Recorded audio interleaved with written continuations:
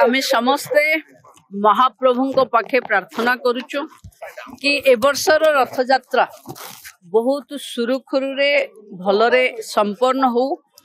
जो कमिटी आमे health minister अच्छंती, अर्बन मिनिस्टर अच्छंती, ट्रांसपोर्ट मिनिस्टर भी अच्छंती, समस्त अधिकारी माने अच्छंती, लॉ सेक्रेटरी भी अच्छंती, आरक्षी बंधु माने अच्छंती। सबु थर अपेक्षा अधिक लोक आसीबे जहाँ आमे स्नान यात्रा दिन देखिथिले।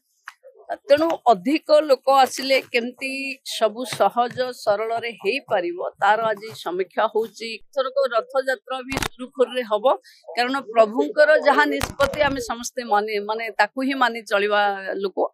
तेणु आमे केवल देखुचु कि आम द्वारा मनीषकृत सबु व्यवस्था ठीक हो ताकू भी देखियो।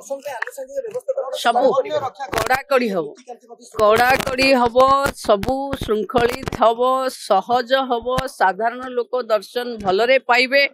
एवं मु अनुरोध करिबी समस्ती को कि जेमती आमे आसी एठी विशृंखला न करे, प्रभुंक यात्रा श्रृंखलित हबा सबु ओडियांक दायित्व।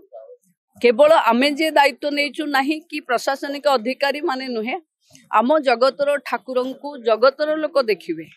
तेणु आमे श्रृंखलित भावे रथ यात्रा को समापन करैबा ये सबु ओडियार स्वाभिमान।